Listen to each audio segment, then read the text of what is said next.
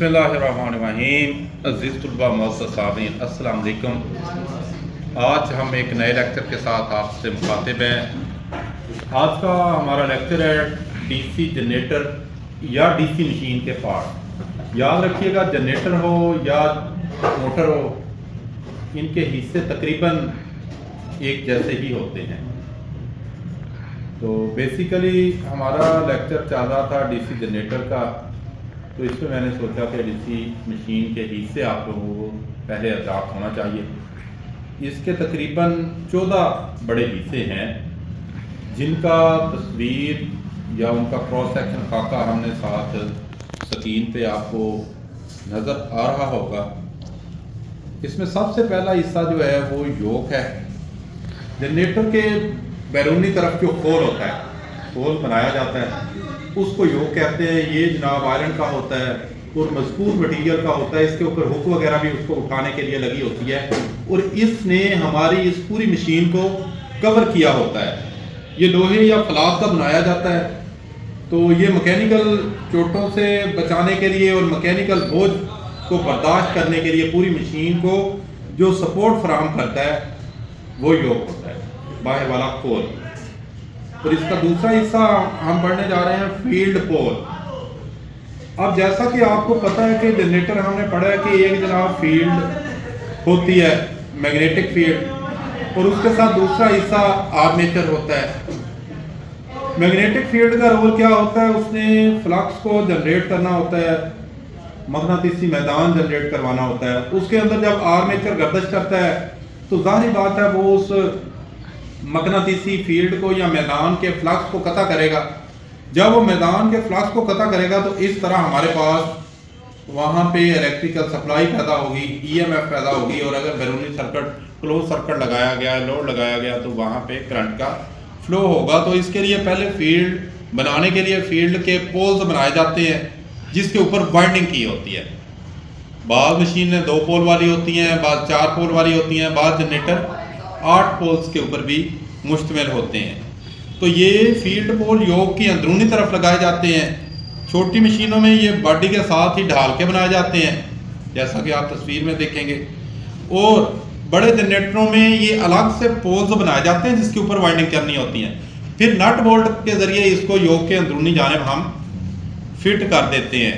तो हमारे पास ये कॉइल सेट की सूरत में पोल्स होंगे, 2 नॉर्थ पोल होंगे और 2 ही साउथ पोल होंगे, या अगर 4 4 8 हैं तो ये जोड़ों की सूरत में होंगे, पेयर की सूरत में होंगे, 2 होंगे, 4 होंगे या 8 होंगे। इस तरीके से ये पोल्स बनाए जाएंगे। अब नेक्स्ट आ जाता है फील्ड कॉइल। अब ये जो फील्ड पोल है इसके ऊपर जो वाइंडिंग की जाती है वो कॉइल सेट बनाए जाते हैं पोल्स की, एंड डायमेंशन या पोल्स के साइज के मुताबिक उसके ऊपर हम वार्निश कर दी जाती है। वार्निश करके एक कॉइलें बनाते हैं। कॉइलों को फिर हम सीरीज में जोड़ के सारी एक ही वाइंडिंग बनाई जाती है जिसको हम फील्ड वाइंडिंग कहते हैं। और इस फील्ड वाइंडिंग का फील्ड कॉइल्स मिलकर फील्ड वाइंडिंग बनाते हैं। और इस फील्ड वाइंडिंग का काम होता है कि मैग्नेटिक फ्लक्स को या मैग्नेटिक फील्ड को जनरेट करना अंदर। 4 नंबर पे साइड कवर्स आ जाते हैं। अब जब मशीन बनी है उसका फ्रंट कवर भी होता है शाफ्ट वाली साइड पे, जिसके अंदर से शाफ्ट गुजर के बाहर निकली होती है, वो कवर लगाया जाता है। और बैक वाली साइड पे भी कवर होता है, वो बाद औक़ात हम जालीदार कवर बनाते हैं, ठीक है, जहाँ से अंदर फैन भी लगा होता है, हवा और हीट वगैरह वो एक्सचेंज करता रहे बाहर, अंदर मशीन गर्म ना हो, मशीन को हवा लगती रहे। तो ये जनाब दोनों तरफ इसके ये खोल या कवर्स लगाए जाते हैं जिनको हम साइड कवर्स कहते हैं। नेक्स्ट आर्मेचर है। आर्मेचर जो जनरेटर के अंदर फील्ड पोल्स जो होते हैं, या फील्ड के अंदर आपने देखा होगा एक जनाब फील्ड के शगाफ के अंदर एक बेलन नुमा हिस्सा होता है, गोल बिल्कुल, ठीक है, जो घूमता है। और इस हिस्से के ऊपर भी एक वाइंडिंग की जाती है और इसकी अंदर स्लॉट्स बनाई जाती हैं। स्लॉट्स बना के उनके अंदर स्लॉट्स के ऊपर कॉपर बार्स भी डाल दी जाती हैं या वाइंडिंग की जाती है। ये एक पूरा वाइंडिंग सेट होता है जो कि फील्ड वाइंडिंग या मैग्नेटिक फील्ड जो बनाया है उसके अंदर अंदर घूमता है। तो इसका काम होता है जो फील्ड वाइंडिंग का फ्लक्स है उस फ्लक्स को इसने कता करना होता है। इसके अंदर फिर इलेक्ट्रिकल एनर्जी, इलेक्ट्रिकल सप्लाई पैदा होती है, जिसके एंड पे, इस आर्मेचर के एंड पे हमने क्या किया होता है जनाब, इसके एंड पे हमने लगाई जाती हैं स्लिप रिंग्स लगाए जाते हैं, जिसके ऊपर कार्बन बुशेस भी लगाए जाते हैं, जिसके ज़रिए हम सप्लाई बाहर से भी ले सकते हैं। तो ये आर्मेचर होता है, पत्रीदार बनाया जाता है। बेसिकली अंदर इसकी जो कोर होती है आर्मेचर की, वो पत्रीदार बनाई जाती है, जिससे हम कोशिश करते हैं कि लेमिनेटेड ये आयरन कोर हो, पत्रीदार हो, ताकि हमारा जो एडी करंट है उसके असरात को कम से कम किया जा सके। तो इस तरह से ये पत्रीदार हिस्सा बनाया जाता है। इसकी फिर शेफ्ट बाहर बढ़ा के उसके ऊपर ही हम स्लिप रिंग और उसके आगे डीसी जनरेटर की सूरत में जो आर्मेचर वाइंडिंग है उसके अंदर से जो लिंक्स निकाली जाती हैं या जो लीड्स निकाली जाती हैं, उन लीड्स के आगे हम एक कम्यूटेटर स्लॉट्स को जोड़ देते हैं, जो कि इसको एसी को डीसी में कन्वर्ट करने के काम आता है। नेक्स्ट शाफ्ट है। शाफ्ट आपको पता है कि कोई भी शाफ्ट जो होती है उसका काम होता है कि मैकेनिकल पावर की ट्रांसफॉर्मेशन करना, कि बाहर से जनरेटर के प्राइम मूवर लगा हुआ है, कोई भी चीज़ लगी हुई है, उसकी मैकेनिकल पावर को शाफ्ट के जरिए अंदर वो जो बेलन नमा हिस्सा पूरा है आर्मेचर है उसको घुमाया जाता है। तो शाफ्ट का काम होता है बाहर से मैकेनिकल पावर लेके रिसीव करके अंदर वाले हिस्से को घुमाना। ये लोहे या फौलाद की बनाई जाती है, ठीक है जी। तो इसके ऊपर बेरिंग्स वगैरह भी हम फिट करते हैं ताकि घिसाव का अमल या फ्रिक्शन लॉसेस हमारे कम से कम हो सकें। और जो शाफ्ट होती है इसकी सरफेस को भी हम बहुत ही मुलायम और इंक्लाइंड बनाते हैं ताकि हमारे जो लॉस हैं, हमारे फ्रिक्शन लॉस हैं, वो कम से कम हो सकें। नेक्स्ट कम्यूटेटर होता है। कम्यूटेटर तांबे की सख्त मुस्ततील पत्रियों के दरमियान इंसुलेशन रखकर बनाया जाता है और इसकी छोटी छोटी सेगमेंटेशन भी की होती है। अब सेगमेंट करने का मकसद क्या होता है कि हम एक सेगमेंट, दूसरा सेगमेंट, तीसरा सेगमेंट, ताकि हम इसके अंदर जो हमारे नेगेटिव इफेक्ट्स पड़ते हैं का पॉजिटिव से नेगेटिव साइकिल के दौरान उनको कम से कम किया जा सके।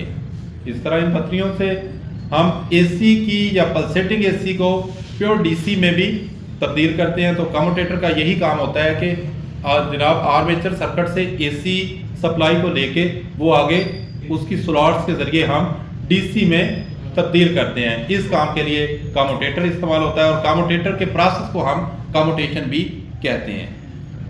अब नेक्स्ट आ गया कार्बन बुश। कम्यूटेटर जो बार्स हैं उसके ऊपर आपने दो तरफ से देखा होगा, दो बुशेस उसके ऊपर लगाए जाते हैं जिसके पीछे स्प्रिंग डाला होता है ताकि वो कम्यूटेटर के ऊपर थोड़ा सा जनाब दबाव रखें। तो कार्बन बुशेस का काम होता है कि कम्यूटेटर से प्योर डीसी सप्लाई लेके बैरूनी सर्किट्स को लोड को फराहम करना। ये कॉपर के भी बनाए जाते हैं, कार्बन के भी बनाए जाते हैं, तो इन दोनों पे इस्तेमाल होता है। नेक्स्ट बुश होल्डर है। कार्बन बुशेस एक होल्डर के अंदर रखे जाते हैं जो कि बिल्कुल एक कम्यूटेटर की पोजीशन पे होता है, जिससे हम इसको एडजस्ट भी कर सकते हैं। तो बुश होल्डर के अंदर बुश रखे जाते हैं। तो ये भी एक पीतल वगैरह या इस तरह के मटेरियल का बनाया जाता है और बुश होल्डर की बैक साइड पे हम स्प्रिंग को भी इंसर्ट करते हैं ताकि वो प्रॉपर उसको कंट्रोलिंग फोर्स फ्राहम कर सके। नेक्स्ट है बेरिंग या बुश। बुश और बेरिंग का एक ही काम होता है, कहीं पे भी बुश या इस्तेमाल हो या बेरिंग इस्तेमाल हो, इनका काम होता है कि हमारे जो फ्रिक्शन लॉस है या जो फ्रिक्शन है उसको कम से कम करना। एक तो फ्रिक्शन के ऊपर हमारी चीज़ों की लाइफ टाइम कम हो जाता है, दूसरा फ्रिक्शन का इसरा ये होते हैं कि जो सर्किट में रनिंग पावर कम चल रही होती है वो भी ज़ाय हो जाती है। मैकेनिकल पावर का कुछ हिस्सा फ्रिक्शन की सूरत में ज़ाय हो जाता है। तो हमारी कोशिश ये होती है कि इस फ्रिक्शन को कम से कम किया जा सके। उसके ज़रिए हम बुशिंग भी करते हैं, जहाँ पे मुमकिन हो बुशिंग करते हैं। दूसरी जगह पे हम बेरिंग्स बनाए जाते हैं, बेरिंग्स बना के वहाँ पे लगाए जाते हैं। तो बेरिंग की फर्दर आगे तीन इकसाम है। एक बुश बेरिंग या स्लीव बेरिंग होता है, वो एक बड़े हार्ड मटेरियल का बनाया जाता है, बुश बेरिंग या स्लीव बेरिंग। नंबर 2 इस पे बॉल बेरिंग बनाया जाता है और नंबर 3 रूलर नमा बेरिंग होते हैं। ये तीन तरह के बेरिंग्स आमतौर पे बड़ी मशीनों में इस्तेमाल किए जाते हैं। नेक्स्ट रॉकर है। रॉकर का काम होता है कि बुश की जो ब्रशेज होते हैं, कार्बन ब्रशेज होते हैं, उनकी पोजीशन को एडजस्ट करने के लिए एक सिक्रू सा लीवर लगा होता है पीछे उसके ज़रिए रॉकर को उस लीवर को घुमा के हम ब्रशेज को आगे या पीछे एडजस्ट कर सकते हैं। जो हमारी मतलूबा पोजीशन होती है उसके ऊपर रॉकर्स के ज़रिए हम ब्रशेज को फिक्स कर सकते हैं। होल्ड करें जी। तो नेक्स्ट हमारा है जी रॉकर। रॉकर आपको पता है कि ब्रशेज की पोजीशन को सेट करने के लिए इस्तेमाल होता है कि एक पोजीशन पे ब्रशेज लगाए गए हैं, वो पोजीशन कुछ इस तरह से है कि वहाँ से घिसाव का अमल ज़्यादा हो गया है या इस तरह का कोई इशू बन गया है जिसकी वजह से हमारी ब्रशेज की पोजीशन के ऊपर चिंगारियाँ आ रही हैं, स्पार्क हो रहा है। तो हम ब्रशेज को रॉकर की मदद से एडजस्ट कर लेते होते हैं, सेट कर लेते हैं। हमारा जो डिज़ायर तौर पे एंगल है उस जगह पे सेट कर लेते हैं।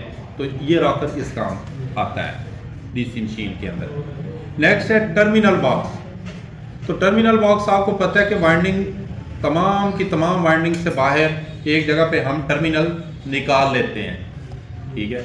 उस टर्मिनल को टैपिंग्स करके उसके ऊपर बाकायदा हम इंसुलेटर की बुशिंग करते हैं। बुशिंग करके वो बाहर निकाल लिए जाते हैं जहाँ से हम इलेक्ट्रिकल सप्लाई अपने बैरूनी लोड सर्किट को फ्राहम करते हैं। तो वो एक छोटा सा बॉक्स बनाया जाता है जिसको टर्मिनल बॉक्स कहते हैं। इसके ऊपर भी एक प्लेट लगाई जाती है जो इंसुलेटेड होती है और इसको ऊपर से भी कवर कर दिया जाता है जिससे हमारी वायर्स जो होती हैं वो सिर्फ एक जगह से बुशिंग या ग्लैंड लगा के वायर्स को हम बैरूनी तरफ फ्राहम कर देते हैं और इसकी कलर कोडिंग भी हम कर देते हैं। तो ये यहाँ तक टर्मिनल बॉक्स का फंक्शन होता है। नेक्स्ट नेट बोल्ट्स होते हैं। साइड कवर्स को मशीन को फिट करने के लिए बड़ी साइज़ के मजबूत किस्म के हम बोल्ट लगाते हैं जिसका दारोमदार मुकम्मल मशीन की पावर के ऊपर होता है। तो बड़े से बोल्ट लगा के नट बोल्टेड से उसके साइड कवर और एंड कवर, रियर कवर और फ्रंट कवर, इन दोनों को हम लगा भी देते हैं। प्लस इसकी फाउंडेशन बनाई जाती है, फाउंडेशन के ऊपर अच्छी तरह से टाइट कर देते हैं जिसकी वजह के मशीन के अंदर कोई गैर ज़रूरी थरथराहट ना आए जिसकी वजह से सरफेस ख़राब हो। तो हम इसकी प्रॉपर फाउंडेशन के ऊपर उसको नेट बोल्ट के मदद से लगा भी देते हैं। तो दूसरा योक असम्बली के ऊपर एक गोल हुक लगाई जाती है। समटाइम्स मशीन को उठा के एक जगह से दूसरी जगह ट्रांसफ़र करना होता है तो वो जैसा कि आपने देखा भी है मशीनों के ऊपर एक हुक लगी होती है गोल, वो भी हम किस पे लगाते हैं जी, योक के ऊपर वो हुक लगा देते हैं। तो ये नाज़रीन थे डीसी मशीन के पार्ट्स जिसका हमने आपको तारफ़ करवाया है। ये अहम 14 पार्ट होते हैं इसके, और इसके अलावा इसके जुज़ियात के तौर पे अगर इसको डिस्कस करें तो छोटी छोटी और भी चीज़ें इस्तेमाल होती हैं, लेकिन ये बड़े मेन पार्ट्स थे, हमने समझा आपके साथ डिस्कस करना ज़रूरी है। अपना बहुत सा ख्याल रखिएगा। मिलेंगे अपने नेक्स्ट लेक्चर में। अल्लाह हाफ़िज़।